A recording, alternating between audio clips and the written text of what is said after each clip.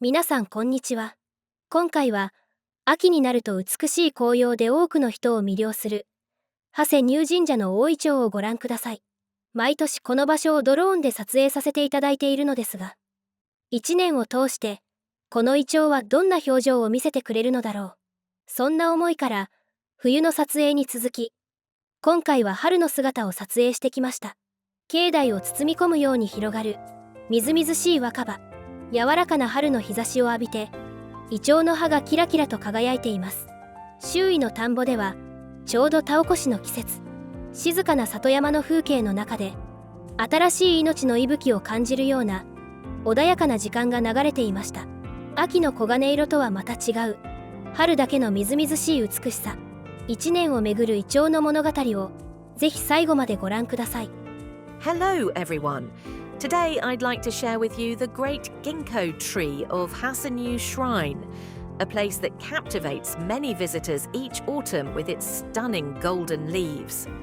I have been filming this location with a drone every year, and I often found myself wondering, what kind of expressions does this ginkgo tree show throughout the seasons? Following my winter shoot, this time I visited again to capture its appearance in spring. Fresh young leaves spread gently across the shrine grounds, as if embracing the entire precinct. Bathed in the soft spring sunlight, the ginkgo leaves shimmer beautifully. In the surrounding rice fields, it was just the season for preparing the paddies. Amid the peaceful Satayama countryside, a calm and gentle atmosphere flowed through the landscape, carrying the feeling of new life beginning. Unlike the golden brilliance of autumn, spring brings its own refreshing and vibrant beauty. I hope you will enjoy this story of the ginkgo tree through the changing seasons until the very end.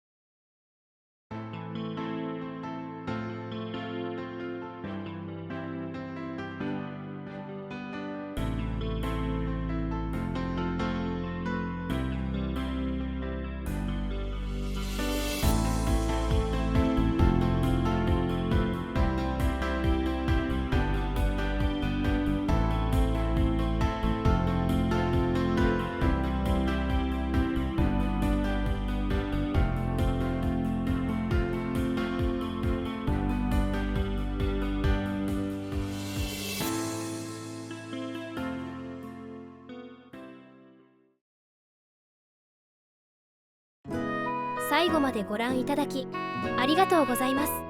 この動画が気に入っていただけましたら、高評価、チャンネル登録をよろしくお願いいたします。また、概要欄に当チャンネルの再生リストを記載していますので、ぜひご覧ください。